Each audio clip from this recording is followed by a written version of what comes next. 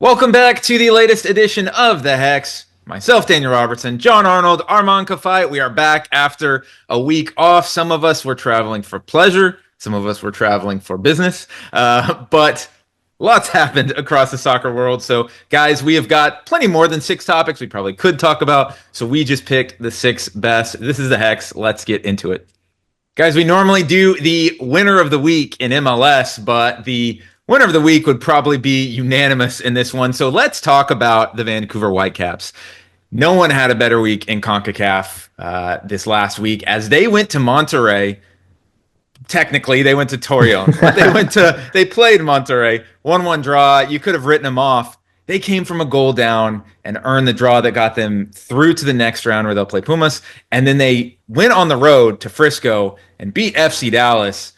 The scoreline didn't really reflect how much they dominated that game. Armand, what's working so well for this Whitecaps team right now? I mean, everything. It's kind of hard to pinpoint one thing. I mean, Daniel, I think we both watched the Dallas Vancouver game. I think it was the most entertaining game of the 7:30 window. It was intriguing. And let me tell you, they absolutely dominated that game, especially on short rest. Traveling away to Toyota Stadium, where right now it's not super hot or anything, but it's been known to be a difficult place to play in. And overall, just played really just good, fun soccer, for lack of a better word. I think, Daniel, one thing that's really helping them quite a bit is the way that they're able to kind of possess the ball in moments. You look like they're able to have these spells of possession that then can translate forward into good moments in attack. Ali Ahmed, who's been playing in the place of Jadon Nelson, has been excellent. Their midfield, Andre Kubas, has had some balance. Brian White has been, I think, an underrated striker across MLS for multiple years now. Pretty properly. I think he's pretty properly rated. But yes, he's been one of the best strikers in MLS. I'd say he's probably one of the best strikers in MLS. He's up there. And he earned that national team call-up, which I know we'll touch upon in a bit. But the way that they're just dominating games, and it's not a one-off, right? Like, even if you exclude a lot of what we saw in that Portland game where they were up a man for the vast majority of the match, they have dominated opponents week in and week out. And, John, I didn't know much about their manager, Sorensen, but he seems to play just a really attractive, fun style of soccer that has worked quite well for them. Oh, yeah, man. I'm Shaquille O'Neal. Jesper Sorensen, I have to apologize, but I wasn't familiar with your game. I thought that moving on from Vanni Sartini might be a bit of a mistake. The guy had a lot of passion. He knew the club well. He got what I thought was pretty good results. And of course, with the uncertainty that's kind of going on around this club off the field, where people are wondering, are they going to move? Are they going to stay in Vancouver? I think it'd be easy for the club not to mail it in necessarily, but maybe not to have ambition, to kind of take as big a swings as they're taking, or at least have the success that they're having. It's impressive. Look, it's impressive. I think, Daniel, you said it was in the document that we have that kind of guides the show. 7th team to go 4-0. They put out a graphic. Yes, they put out a graphic on their own social that they're the 7th team to go 4-0 in MLS history. I mean, it's a great start. Now, look, we've seen these teams crater before, but even the fact that they're able to get these CONCACAF Champions Cup results without some pretty darn key players. Look at the kind of star power that it has, the time together they have compared to some of these Vancouver players. There's a bit of a core there, but there's some new players and the new manager. Man, it's just impressive what they've done, and I really didn't see it coming. For me, obviously, the surprise package, but I thought, I don't remember exactly what I put in the predictions we did, but I didn't think this team was going to finish in the top half of the West. Hell no. And right now, and also, they're not doing it on Mirage either, okay? They have the best expected goal difference in the league, Armand. Like the metrics that you look at for success, and when we talked about the playoffs last year and how expected goal difference is actually such a predictor of success in the playoffs typically, they have the best expected goal difference in the league, and they have the second fewest expected goals allowed in the league. Now, yeah, they've played, Dallas, Portland, LA, not the cream of the crop, and Montreal, not exactly the cream of the crop, but still, it's not a mirage. We saw this last year and a couple years ago with St. Louis, Austin, where they were getting results, but like the XG says, they're getting lucky here. But you already said it against Dallas. Boy, there was nothing lucky about that result. And when you look also, every indicator would have said, hey, job done against Monterrey. Great job, boys. We advanced. Now we're heading into an international break, which isn't really, but we'll talk about that in a minute. But let's go to Dallas. Hey, maybe we can squeak a draw, but just human nature would say we can take our foot off the gas a little bit. Dallas had been home for the previous game, lost.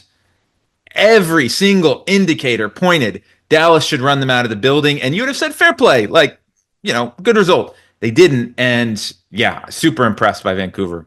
And one more thing I want to add, Daniel, is defensively, like you mentioned, like all the metrics, like it's not, again, like you pointed out perfectly, they're not getting lucky. They are dominating in these results.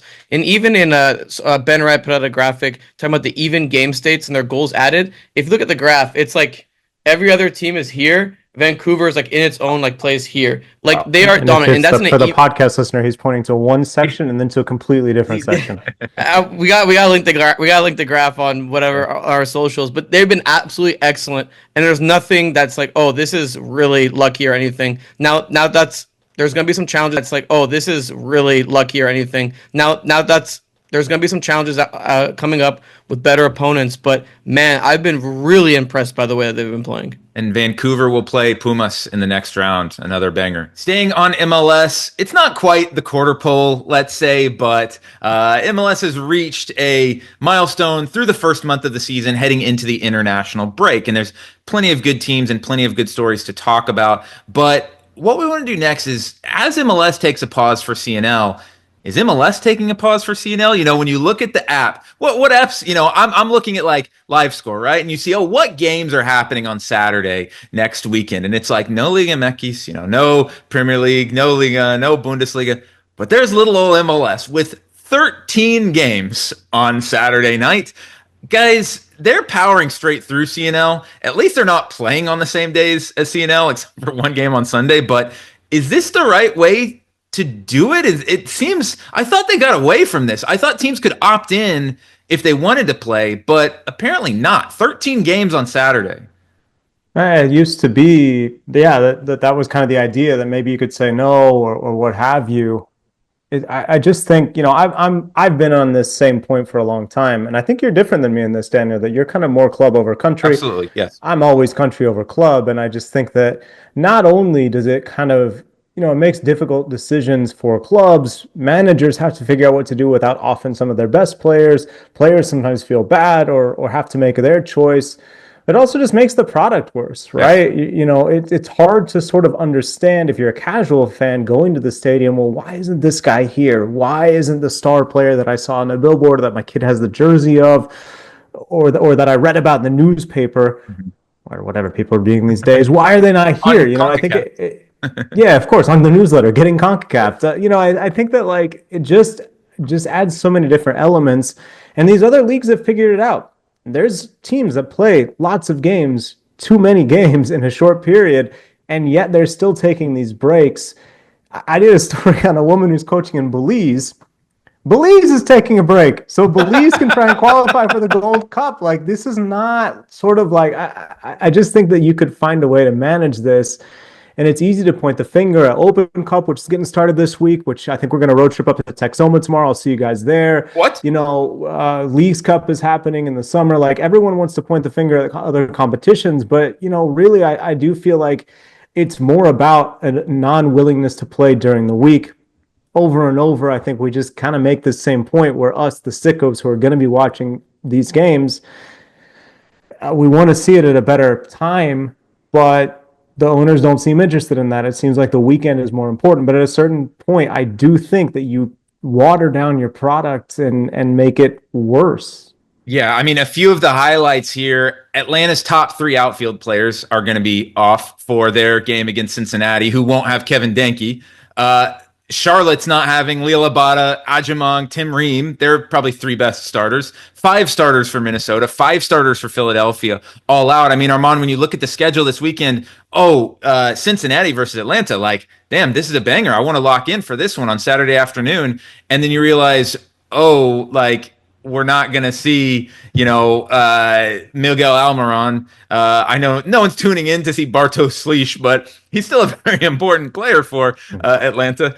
And, of course, no Kevin Denke. And then when we look back at the end of the year and we're kind of like analyzing, how did these teams do against each other? You kind of forget that, like, these guys aren't going to be playing. It does water down. Is it an opportunity for other players? Or is it just an L all around?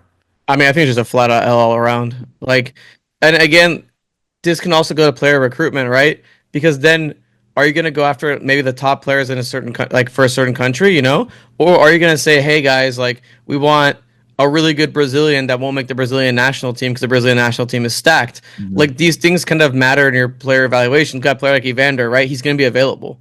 Like he's not going to get called up to the Brazilian national team unless Never. Yeah. unless he's somehow doing amazing, which I still Lucho doubt he would. Acosta, Yeah, Acosta, like unfortunately for FC Dallas, could be called up to another national team soon. But exactly. So it's like you almost have to tailor player recruitment, but then it's like they're not getting the best players in each position. It kind of limits the league. And I mean, I know we've talked about how that there's a potential schedule change going on. I would hope that that schedule change comes with some sort of adjustment with observing the international breaks, which they currently don't do right now, which is insane. well, and we just got done talking about the Whitecaps. Okay, the Whitecaps play Chicago this weekend, and at one point you would have thought, "Hey, that's not really a game that I'm even tuning into." Now that's probably two of the 4 or 5 most impressive teams to start the season. Oh, but half the names you just mentioned, Armand, Ali Ahmed, Andres Cubas, Brian White. Cavite, Brian White, they're all out. So Yep. I know that for most people it probably doesn't matter that much, but the kids showing up with the Andres Cubas jersey to the stadium. No, but I mean, like maybe, but like we're saying, at a certain point, you have to take yourself seriously enough to say that it does matter. No one else right? does it, right? Like no one else does it. You look at that schedule, No one else does it, and it's not a serious thing. And if the league wants to continue being serious, the investment's going up. These owners are spending a lot of money. The quality is wanting to go up. Well, you have to observe these breaks. Again, like I'm trying to figure out how they would do it. Would they play more? Yeah, I think John, we've talked about this. That would they play more midweek in the beginning of a season to kind of avoid the whole mess in the yes, middle. I think you could also, at a certain point, like it's the season's already too long, et cetera, et cetera, et cetera. Like you could also move up the start of the season if it's something that you really want to fix. Like you can fix this. You can. It was over about a week ago now, but we got to do one segment on CONCACAF Champions Cup in general, guys, because we didn't have the opportunity to chat about it last week. And John, I know you were in Europe, probably not staying up until 3 a.m. for these matches, but boy, it was quite the week. And after Tuesday, wasn't looking good for MLS. Seattle gets dumped by Cruz Azul. Cincinnati gets dumped by Tigres. And both of them were in a kind of ugly fashion. The Whitecaps were down to Montreal, but boy, they turned it around in MLS. There was a sting in the tail. It's looking pretty good overall, guys. John, what's kind of standing out to you from the last round? Monterrey. I don't totally agree with you. What did I say? You said Montreal. Oh, yeah. You went all Canada. You went Canada brain. No, I hear what you're saying, right? But what was the revenge? The Galaxy getting past Herediano, Inter Miami getting past Cavalier. These are things that you should expect, right? But if they didn't have that one, though, if they didn't have that one, like Vancouver saved MLS. Yes, no, absolutely. I think that's fair, but I think that's more of the narrative that, hey, like Vancouver getting past Rayados somehow is making MLS look a lot better. They were already guaranteed that spot in the one portion of the bracket where it's going to be LAFC versus Inter Miami, and the Galaxy needed to get past Herediano, and it was convincing in the second leg, but like the first leg was nervous. And now, does anyone really like the Galaxy's chances against Tigres? I don't think so. I do like the fact that there's a couple weeks between these. The first 2 rounds come so fast and furious that it's difficult for, I think, teams to get a rhythm. And in fact, it's kind of the opposite. I think it takes you out of your rhythm because you don't have some domestic matches. So I'm looking forward to these games happening in April. I think that's going to make things a little better. But overall, look, like I'd still take a Mexican team to win it over. If you give me, give me your bet as the bet genius that you are. If you say MLS team or Mexican team, I'm taking a Mexican team. And I probably will until MLS wins it twice in a row, which has never happened. I think based on what we're seeing, though, I think it's setting up for the CONCACAF dream of Miami versus Club America. Like, how can you deny it at this point, though? I mean, Pumas is good, but like, if you're talking Miami versus Pumas, like, they're probably the least of the 4 remaining Mexican teams. Like, Armand, what stood out to you from this last, kind of week of games? Just a disappointing result, I guess, for MLS. I mean, Guys, Tuesday was a rough night, John. Let me tell you. For Guys, MLS, Tuesday was a rough night. they got their asses kicked. That's the thing, man. It's the margins, right, Armand? Like, it's Yeah. not the fact. If Seattle goes down and they gave it their best fight and they lost, They got by their a asses goal, kicked, or, man. the aggregate was tied and it was away goals or something. I know that wasn't possible with Seattle series, but like then you're like, okay. But the scorelines, Armand, were lopsided. Yeah, they got. I mean, it was domination. I think from both sides. Tigres really turned it on the second half. Cruz Azul looked really good as well too. And I mean, for Seattle, like now they're just absolutely decimated with injuries. With like a lot of them coming, I would probably say from playing 8 games in a month, basically to start off your year. Like, but I think also this shows MLS. They're still at that level that we've always kind of talked about. Okay, hey, they're still at the level of, okay, they'll maybe get 1 or 2 wins against Liga MX's side, even with the increased spending, even with the new format, even with everything. They're still, again, I guess the MLS optimists are like, they can beat, whatever team. I mean, not really, man. I mean, you've talked about this, though. You've talked about this with the spending in MLS, though, because Cincinnati has spent more than Tigres has in the last year, but Cincinnati didn't spend on defense. But the other thing, man, and this is something I'm consistent on. I'm not saying this to either of you because I don't think this is the point that you're quite making, Armand. But I think that a lot of times people talk about MLS as spending in a vacuum. Mexican teams are spending too. And you can say, Tigres didn't spend that. Yeah, but they're going to, and they have, right? And they have this core already. The biggest hole that's opened up in their team is that they made one of their defensive midfielders / center back the manager. But, like you look at Cruz Azul, right? They brought Gimenez in from Atlanta. They brought Bogusz in from LAFC. So you can say like, MLS teams, they're spending more. Why aren't they catching these Mexican teams? It's because the Mexican teams are also spending. It's because some of the teams are looking toward that. And one of the teams that did spend got knocked out by the Vancouver Whitecaps. When you look at how much money Rayados put in to try and have a good Club World Cup, which maybe they still do, but they got out. I do think that that's something that's like a little bit of a sub-narrative as well as we start to dig into like, what does this mean? What did the Sounders, they have Club World Cup, they're out. Monterrey has Club World Cup, they're out. So, these were teams that expected to have these long runs, that were trying to build these deep squads for a lot of games. They're still going to have plenty of matches. They're still going to try and go into their depth. But it doesn't look like it really paid off the bets that they made. How was that received, by the way, in Monterrey with them getting knocked out? I mean, obviously it's not a good thing, but were people making the excuse of playing in Torreon? Like, it was packed. I mean, it wasn't not a home field advantage. Is this a lot of egg on their face, or is it just kind of being seen as like a little bit of an aberration? I think it depends on who you are, man. If you're Tigres fans, then it absolutely is, right? And that's half the city. So, I mean, I think that a lot of people are having fun with it. Rayados desperately needed a win against Pumas this weekend. They got it. Sergio Ramos got himself sent off. To me, it seemed like on purpose. Like he was doing weird stuff all game. I don't know if there's, when Neymar would always get sent off for Carnival. I don't know if there's like some sort of big party back in Spain this week, but yeah, weird one. But anyway, no, I mean, it's a huge failure. This is a team that has big expectations, that they want to win every tournament they're in, and they didn't get close. Halfway through the Hex this week, on to topic number 4, and let's get into the CONCACAF Nations League finals happening this week out in Southern California. On Thursday, USA versus Panama and Mexico versus Canada, and then the winners play and the losers will play. There's a lot going on here. John, this is a tournament that the United States has won every single time. Is this tournament more important for the USA or Mexico this next weekend? I think, you said we might all be unanimous for Vancouver being the winners of the weekend. I wonder if we're going to be unanimous here, because I think that we're all sort of inclined to say that Mexico's got the pressure. Mm-hmm. The thing is that this tournament at the start was kind of derided, right? People, especially the big teams, Mexico, United States, now Canada, didn't want to have to do this. Why should we have to play this dumb tournament? And then as the U.S. kept winning it and winning it and winning it, it's become this like thorn in the side for Mexico where, it's the tournament that they've never won. That was something they were talking about last year when Jaime Lozano was leading the team. He's like, this is the only thing we don't have in our trophy case. We need to go get it. And it's still not in the trophy case. And I don't know if it's going to be in the trophy case this year. So, I mean, I think that Mexico, when you look, we can talk about the U.S. having pressure as the host and trying to get in a rhythm ahead of the World Cup. But That's applicable for 3 of these 4 teams. So I think that the pressure is on Mexico to kind of reclaim their soccer superiority in the region that they feel like they have.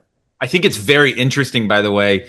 We could try to fast forward to a USA Mexico final, but looking at the betting, Mexico and Canada are even odds. Like right now, it's basically Vegas is saying it's a coin flip between Mexico and Canada.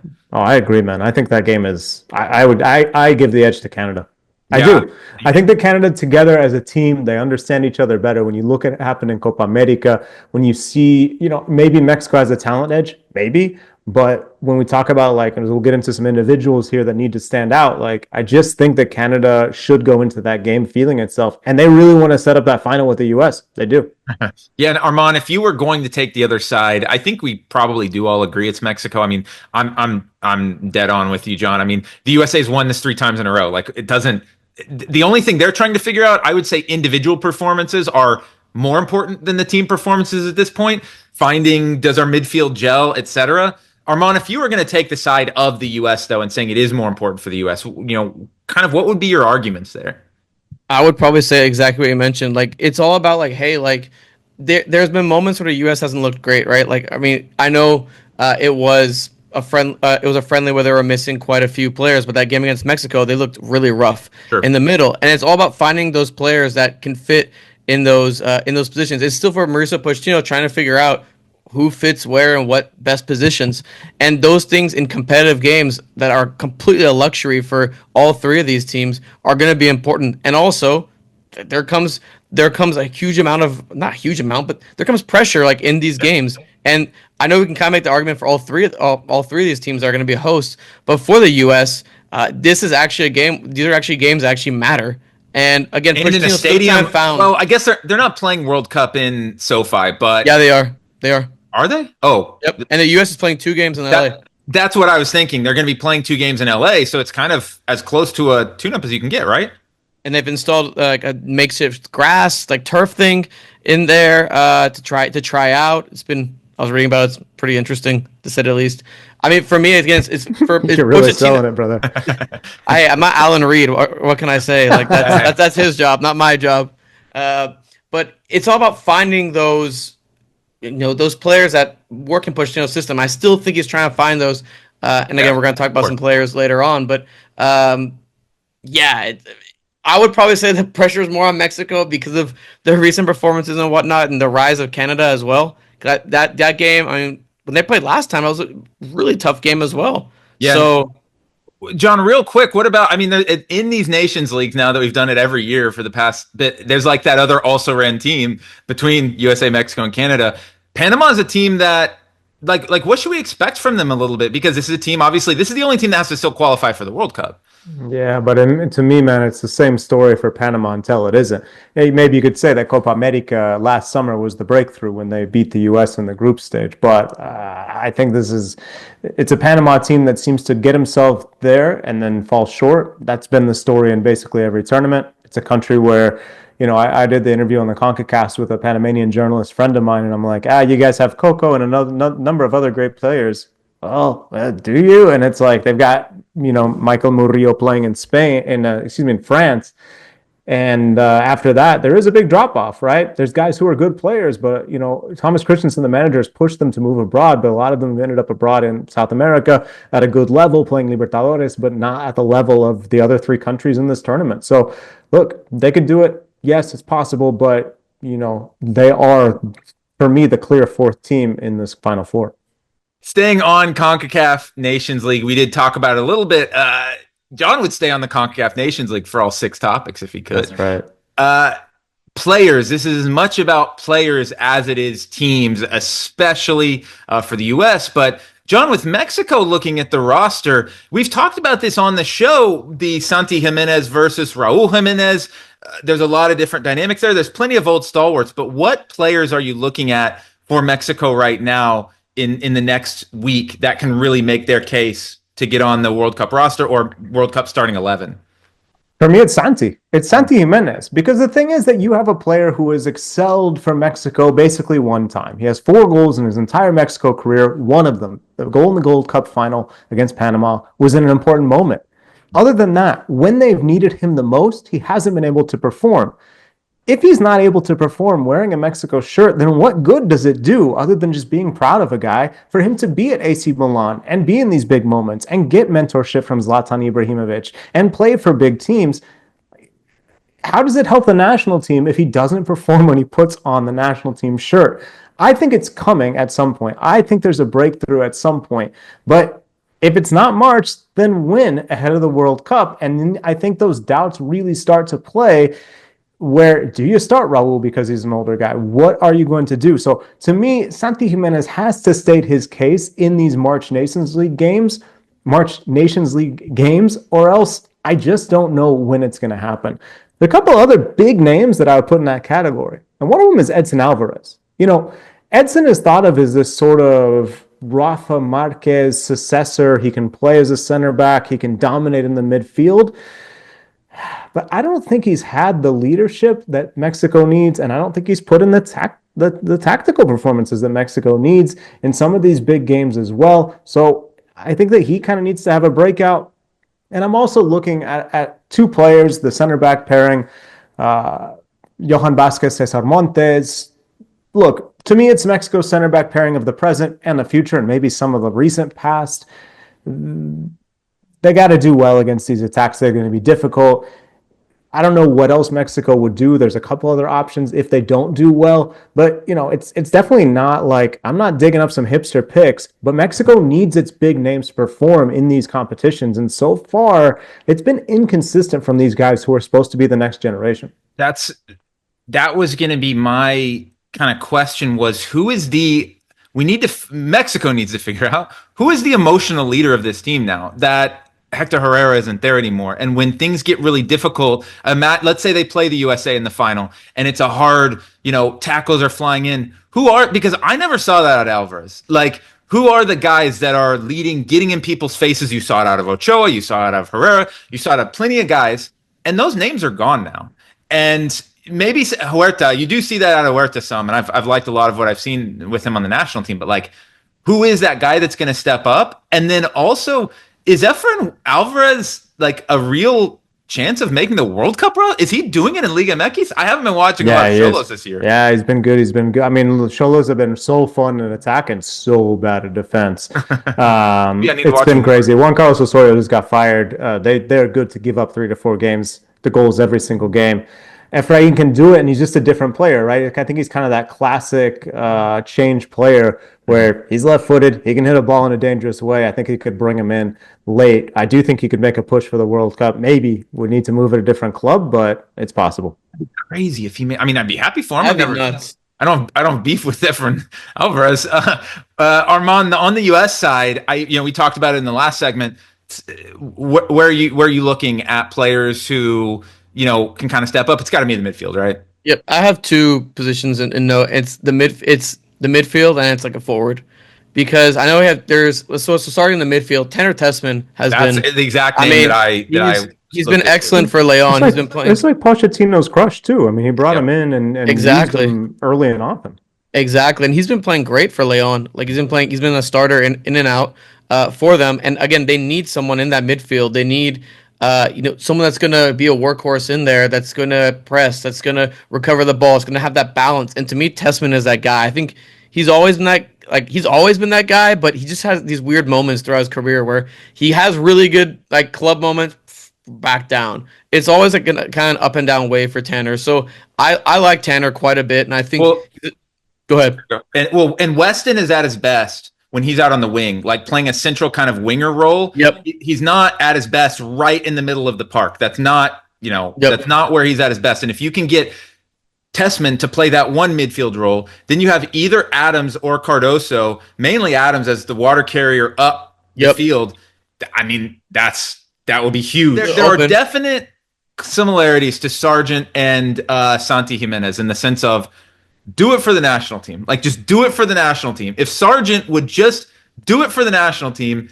And he's left himself in this moment to where you have Brian White and Patrick Agyemang like behind him. Like he's put himself in this situation by not performing at the national team level. And I think the more interesting thing is Musa being listed as a forward versus being a midfielder. Yeah, because my guys in Zendejas didn't get the call, which I thought was That's I mean, I Zendejas don't has been know. one of the best midfielders in League MX. He's been the or winger. best winger in Exactly. Liga MX this year. So, I mean, look, I think that the injury sort of waterfall makes it so you have to bring some of these center forwards, and then a winger gets squeezed because it's a position of strength, and maybe you use Musa there as well. Wrapping up this week, as I mentioned, I'm back from a business trip. But John, you have been all over the world over the last week and a half. You were in Guadalajara for the Clasico in CONCACAF Champions Cup about a week and a half ago. And then you went to Europe with your wife and son on a wonderful spring break trip. But you got some football in as well.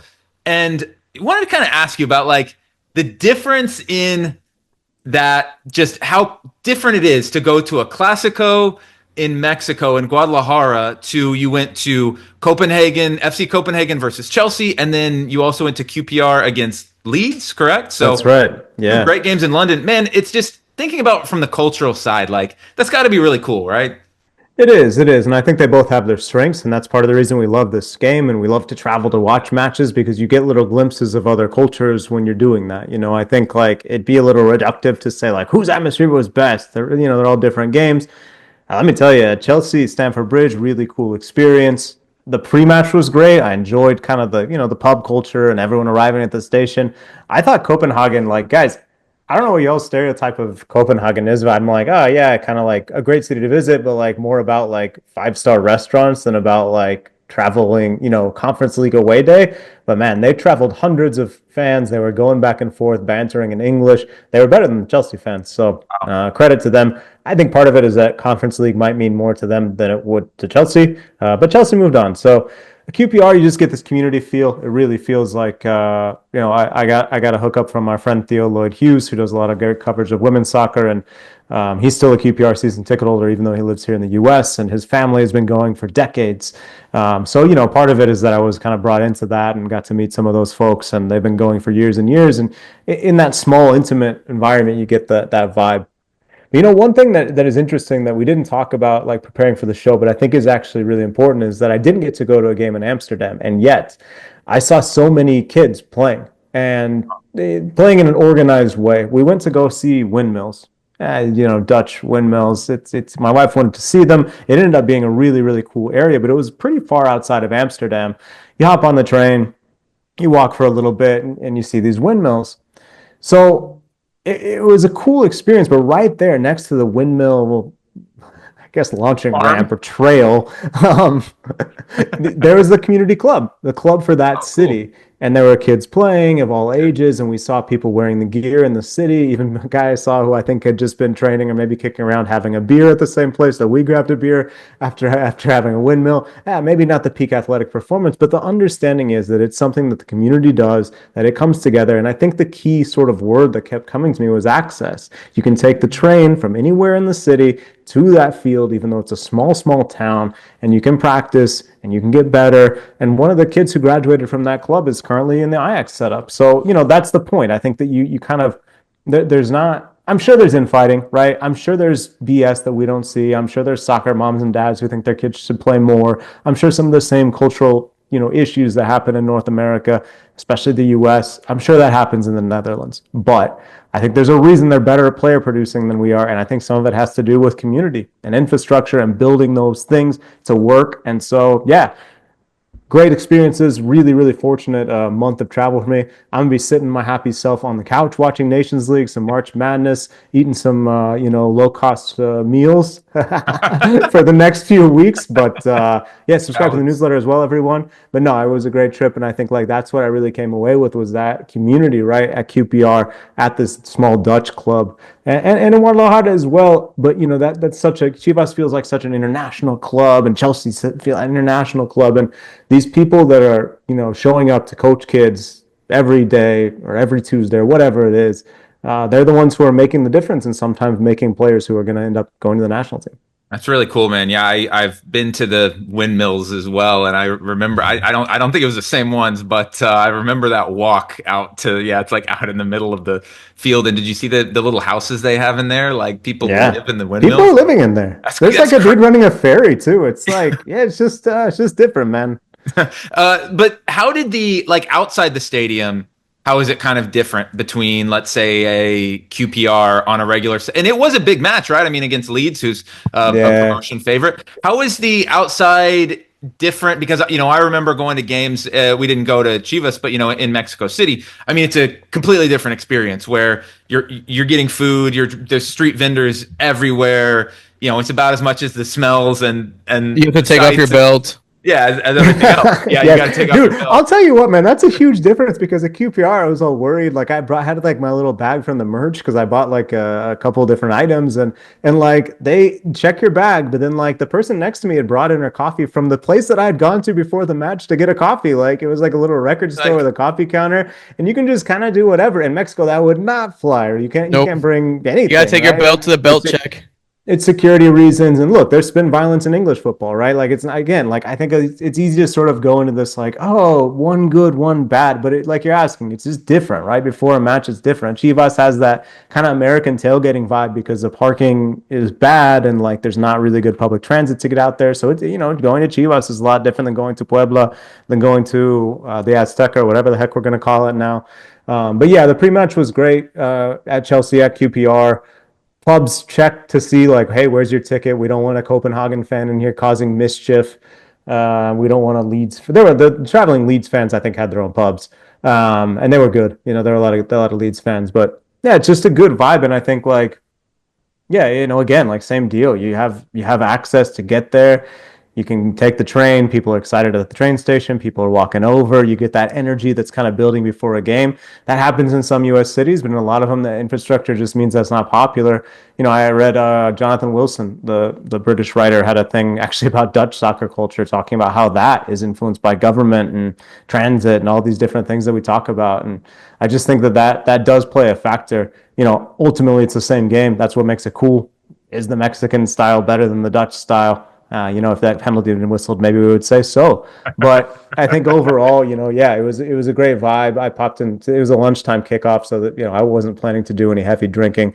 I got a coffee and at a record store, which was like kind of properly British and hipster for me. So I enjoyed that, and it was a really cool experience. And overall, yeah, it's different, but there's beauty in that difference, right? That's part of what makes it fun, is seeing how people do things in their little area. And I think it's a reminder too to the listeners out there, like as you're planning your trips, right? Like you may think, oh, I want to go to the World Cup, or I want to go to this, or I want to go to that. You're going to have so much fun planning a trip if you want to go watch soccer in other countries to club matches, like because you get to learn about the true culture there, right? Like, okay, Armand, we went to the Euros last year, and yeah, it was great. Like, it was great to learn about German culture, and it was an amazing experience. But I think it was a completely different experience than going to when we went to Azteca, right? Like, it's not even the same thing at all. And you can plan these trips. You can have great soccer tourism, actually, and if you go at the right times, it's pretty cheap because going to Europe in the winter is not terribly expensive. You can see a lot of great games and you can see a lot of really cool cultures and just see kind of how, the game that we love helps you learn about other cultures. Like, and one thing I want to emphasize is whenever we went to the Euros, Daniel and I, and when we went there, everyone asked me, what my favorite game was. And everyone expected me to say Italy, Spain. But that was the worst game. That was the worst game when it comes to atmosphere and everything. The best game we went to atmosphere-wise was Ukraine, Romania. It was legitimately a bonkers atmosphere. It was wild. It was a party in Munich. It was so much fun. And I think, again, for the listeners, like, don't just be confined to, I want to go see Manchester United play. I mean, of course, your favorite club, go see them. But go see some of the smaller clubs. Yeah, go see in their $100,000 or 100,000 seat stadium. But go look at other clubs as well too. Go explore outside your comfort zone because you're gonna see so much more. I guess a lot of those bigger clubs are commercialized, and the one thing we saw with the Italy Spain was we saw a lot of which not. To it was a mall. We were at a mall. We were at a soccer mall. It was like a bunch. Exactly. We're going to the game, entertain us, rather than we're watching our team. We want to cheer for them. Exactly. Yeah. Well, should be a fun weekend, guys. John, we'll see your team in Open Cup. We're going to be in Sherman. In Sherman, yes. Maybe. We'll see. I do love how close the stadium is to the highway. It's like right next to the highway. You know how there's they're going to say casino. Sorry. Well, it's not a bad secondary option. But you know how there's that high school football stadium in Amarillo that's like right off the highway. Like the I think the end zone is like in the corner of the highway. So yeah, if they win this round, if there's another game, I will go to Sherman. I will. So we'll see. You look like you want to say something, Armand. All right, he's backing up. That's going to be the show for us today, folks. Thanks for listening to the Hex. Enjoy CONCACAF Nations League. Enjoy a weekend of MLS without their star players, and we will catch you next week.